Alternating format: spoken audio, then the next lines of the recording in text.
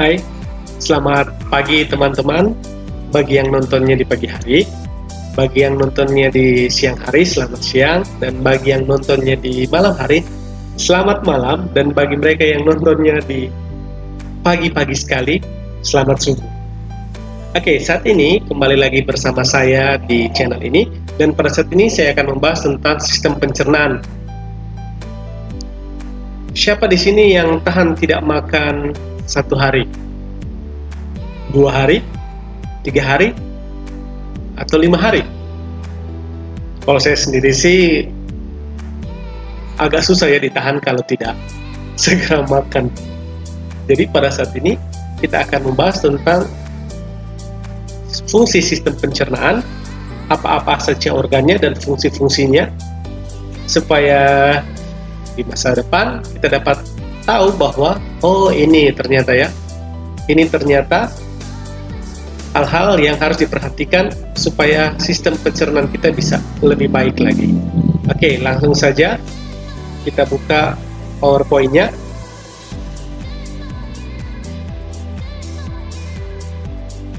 Oke, sistem pencernaan, anatomi dan fisiologi. Sistem pencernaan merupakan sistem organ yang berfungsi untuk mengelola makanan. Bukan hanya itu saja, tapi juga untuk menyerap nutrisi. Menyerap nutrisi yang didapatkan setelah dicerna makanannya. Dan bukan sampai situ saja, tapi setelah dicerna akan diedarkan ke seluruh tubuh sebagai bahan untuk membuat energi. Jadi kalau tidak makan ya otomatis tidak ada energi ya teman-teman. Oke, kita masuk pada fungsi sistem pencernaan. Fungsi sistem pencernaan sendiri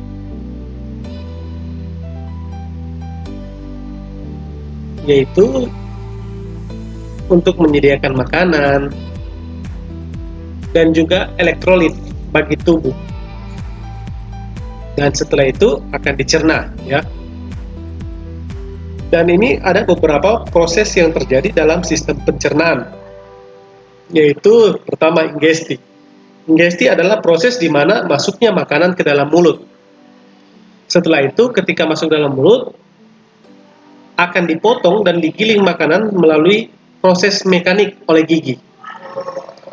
Sedangkan peristaltik adalah gelombang kontraksi otot polos yang involunteer. Involunteer itu artinya tidak bisa dikendalikan ya. Jadi dia secara otomatis bekerja yang menggerakkan makanan tertelan melalui saluran pencernaan. Selanjutnya ada namanya digesti atau disebut hidrolisis kimia atau penguraian. Jadi diuraikan dari molekul yang besar menjadi molekul yang kecil sehingga penyerapan atau absorpsi dapat berlangsung. Absorpsi sendiri adalah pergerakan produk akhir pencernaan dari lumen saluran pencernaan ke dalam sirkulasi darah dan limfatik. Digesti atau defikasi adalah proses eliminasi zat-zat sisa yang tidak dicerna. Dalam hal ini ketika kita akan buang air besar.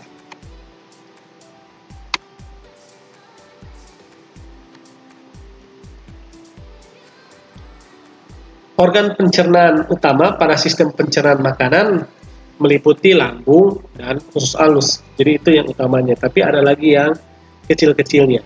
Suatu makanan akan masuk ke dalam lambung dan usus halus melalui rongga mulut. Dan berikut ini ada anatomi dari organ-organ tersebut. Ada mulut,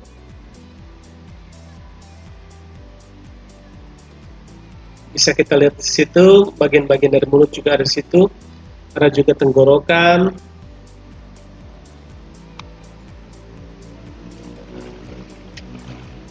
ada kerongkongan, eksofagus, lambung ya, bisa teman-teman baca di situ. Selanjutnya ada usus halus. Usus halus dibagi 3, teman-teman bisa lihat secara anatomi, gambarnya juga ada di situ. Usus besar, nanti kalau tercepat bisa di pause saja sambil ditulis. dan selanjutnya anus. Oke, kita masuk ke kelenjar pencernaan. Jadi di sistem pencernaan ada juga yang namanya kelenjar pencernaan. Jadi kelenjar pencernaan sendiri terdiri dari hati dan pankreas. Jadi hati memiliki lobus yang memiliki saluran untuk mengangkut cairan empedu secara umum. Hati juga memiliki fungsi yang diantaranya memproduksi cairan empedu, metabolisme protein lemak, dan karbohidrat, penyimpanan darah, memproduksi panas, penyimpanan mineral dan vitamin larut lemak, dan sebagai pusat detoksifikasi zat yang beracun dalam tubuh. Jadi salah satu fungsi hati adalah dia mengeluarkan zat-zat yang beracun. Contohnya apa saja yang beracun kalau masuk dalam tubuh? Minuman keras, beralkohol, rokok. Oleh karena itu, teman-teman jangan rusak hati kita dengan cara memasukkan hal-hal yang beracun dalam tubuh. Selanjutnya, adapun juga pankreas, merupakan kelenjar yang berfungsi endokrin dan eksokrin. Jadi pankreas menghasilkan kelenjar diantaranya tripsinogen, kemotripsinogen, peptidase, lipase, amilase, nukleus, dan juga ion bikarbonat. Mekanisme pencernaan makanan dilakukan secara mekanik dan kimiawi. Pencernaan makanan tergantung dari jenis zat yang terkandung di dalam suatu makanan. Jadi, saya mau terangkan sedikit tentang mekanik dan kimiawi. Jadi, pencernaan melalui mekanik yaitu ketika kita mengunyah makanan menggunakan gigi. Sedangkan kimiawi itu melalui kelenjar-kelenjar ya.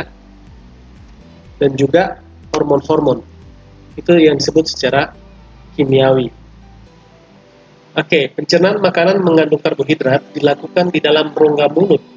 Secara mekanik akan dihaluskan. Jadi dihaluskan oleh gigi, selanjutnya akan dicerna oleh enzim amilase di dalam saliva. Selanjutnya makanan dari dalam tersebut akan didorong masuk ke dalam lambung dan seterusnya melalui sistem pencernaan dan akan dicerna melalui kimiawi. Ya. Jadi ini ada pencernaan protein yang dilakukan di lambung. Bisa teman-teman baca, kalau ada yang tidak mengerti bisa ditanyakan di kolom komentar. Ada juga proses pencernaan lemak.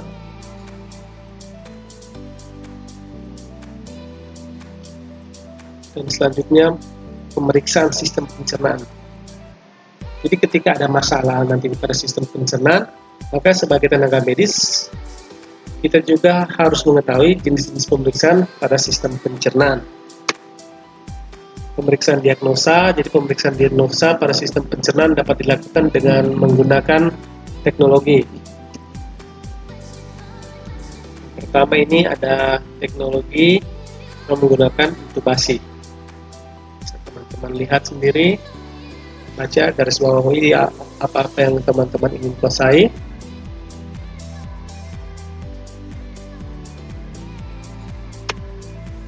Selanjutnya ada endoskopi, laparoskopi, sinar X, parasentesis, ultrasonografi atau USG perut. Jadi kepanjangan USG adalah ultrasonografi, pemeriksaan darah samar, dan masuk pada pemeriksaan sistem fisik. Jadi pemeriksaan fisik pada sistem pencernaan. Jadi pemeriksaan mulut dan faring. Bisa teman-teman lihat.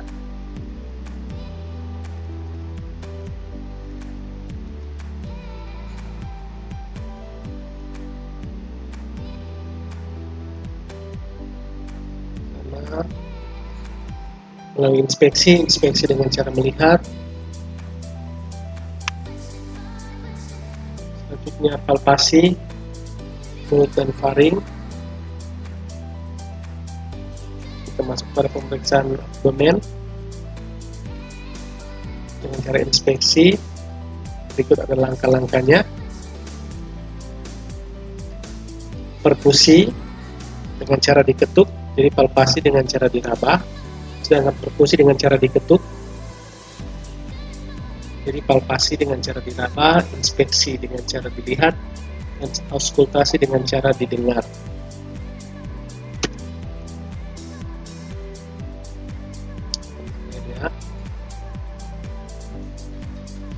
Selanjutnya kita masuk pada pemeriksaan esofagus. Ada namanya pemeriksaan barium.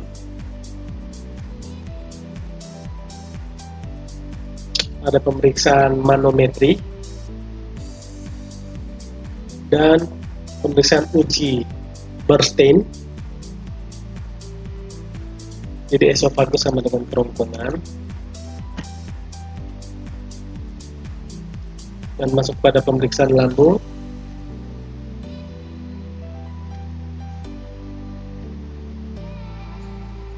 Pemeriksaan usus halus, pemeriksaan usus besar dan rektum. Setelah itu pemeriksaan anus lagi. Ada langkah-langkahnya juga, teman-teman bisa lihat di sana.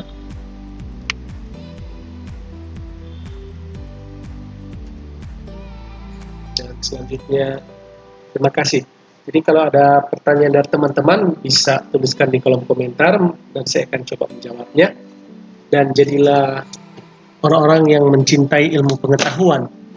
Karena tanpa ilmu pengetahuan, maka kita tidak akan berkembang dan tidak akan maju. Sampai di sini dulu pembahasan. Kita akan bertemu lagi di pembahasan-pembahasan yang lain. Terima kasih.